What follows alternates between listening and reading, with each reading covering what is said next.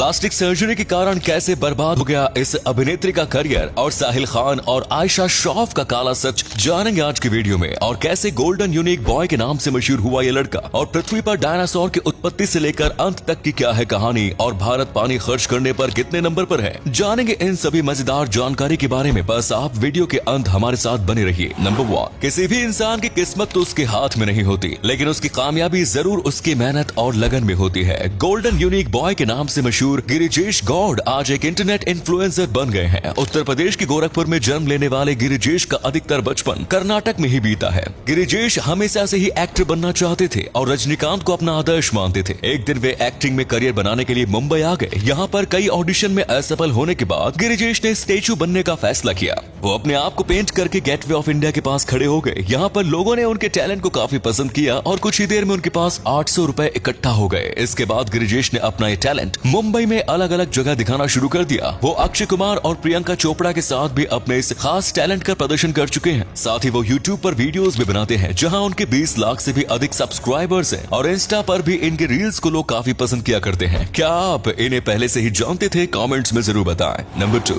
बॉलीवुड में जगह बनाने के लिए लोग किसी भी हद से गुजर जाने को तैयार होते हैं, फिर चाहे उन्हें अपने चेहरे की सर्जरी ही क्यों ना करानी पड़े। लेकिन कोयना मित्रा एक ऐसी अभिनेत्री है जिन्होंने अपने चेहरे की प्लास्टिक सर्जरी कराई थी, लेकिन इसके बाद उनका करियर पूरी तरीके से खत्म हो गया। कोयना मित्रा बचपन से फिल्म इंडस्ट्री में करियर बनाना चाहती थी। इसके लिए उन्होंने पहले मॉडलिंग से करियर की शुरुआत की। एक मॉडलिंग कॉन्टेस्ट जीतकर अपनी पहचान बनाई। ये कॉन्टेस्ट जीतने के बाद कोयना के पास बॉलीवुड में आइटम नंबर के लिए ऑफर्स आने शुरू हो गए। फिल्म मुसाफिर में उनके द्वारा किए गए आइटम सॉन्ग साकी साकी से फिल्म इंडस्ट्री में अलग पहचान मिली और एक के बाद एक फिल्मों में आइटम नंबर दिए गए। लेकिन धीरे धीरे उनकी पहचान एक आइटम गर्ल के रूप में बन गई। इसके बाद कोयना ने अपने चेहरे की प्लास्टिक सर्जरी कराई जिससे उनका चेहरा खराब हो गया। इस सर्जरी से कोयना का चेहरा पूरी तरह खराब हो गया और काम न मिलने के कारण कर्जदार हो गई। फिलहाल कोयना अपना एक स्किन केयर क्लिनिक चला रही है। उनका कहना है कि वो लोगों को स्किन से संबंधित सही जानकारी देना चाहती है जिससे कि उनका चेहरा खराब न हो। नंबर 3, कुछ दिनों पहले रिलीज हुई स्पाइडरमैन की नई फिल्में बॉक्स ऑफिस पर काफी हिट हो रही हैं। इसके बाद ही एक ऐसे गिरगिट की तस्वीर भी सोशल मीडिया पर वायरल होने लगी जो बिल्कुल स्पाइडरमैन जैसा नजर आ रहा है। इस गिरगिट का नाम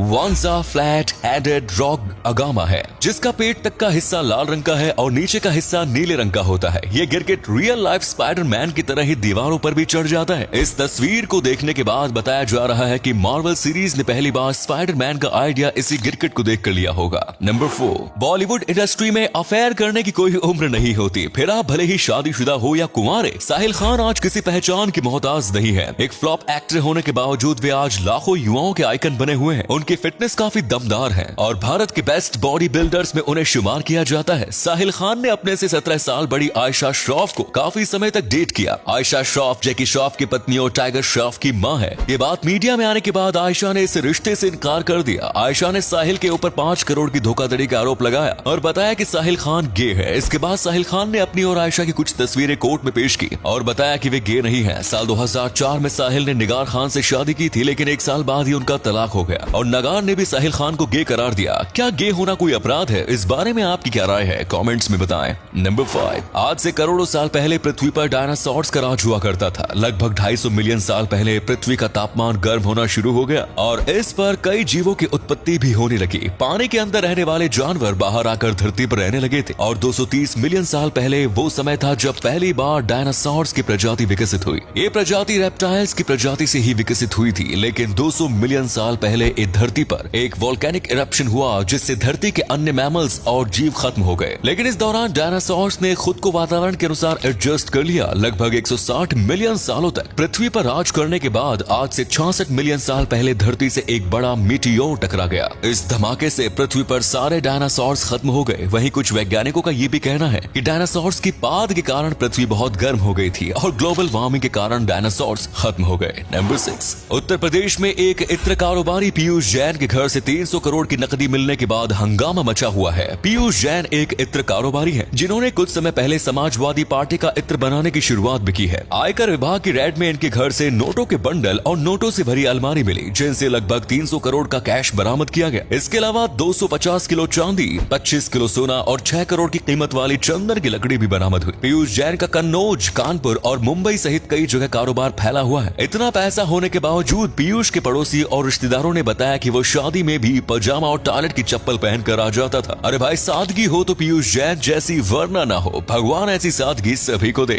फैक्ट नंबर 7, जब भी कभी भगवान राम का जिक्र आता है तो हमारे मन में सबसे पहले टीवी सीरियल रामायण में राम का किरदार निभाने वाले अरुण गोविल की ही तस्वीर दिमाग में आती है। ऐसा इसलिए क्योंकि अरुण गोविल ने राम का बेहतरीन किरदार निभाकर सभी को मंत्रमुग्ध कर दिया था। लगभग 35 साल बीत जाने के बाद भी उनकी छवि राम के रूप में ही बनी हुई है। एक समय ऐसा भी था जब वे जहां भी जाते लोग उनके पैर छूने लगते। अरुण गोविल ने 1977 में अपने करियर की शुरुआत की थी। कुछ समय बाद उन्हें फिल्म इंडस्ट्री में श्रीलेखा से प्यार हो गया और दोनों ने शादी कर ली। अरुण गोविल को असली पहचान रामायण में राम के किरदार से मिली, लेकिन इस रोल के बाद उन्हें अन्य फिल्मों और सीरियल से एक्टिंग के ऑफर आने बंद हो गए। लोग उन्हें राम के अलावा अन्य किसी रूप में स्वीकार नहीं करना चाह रहे थे। साल 2020 में जब टीवी पर रामायण का पुनः प्रसारण किया गया, उसके बाद से ही अरुण गोविल सुर्खियों में रहे। नंबर 8, पृथ्वी पर जीवन के लिए पानी का होना बहुत जरूरी है, लेकिन आज जिस तरह इंसान पानी को बर्बाद कर रहा है, उससे हमारी आने वाली पीढ़ी को बड़े जल संकट का सामना करना पड़ सकता है। एक देश जितना विकास की ओर अग्रसर होगा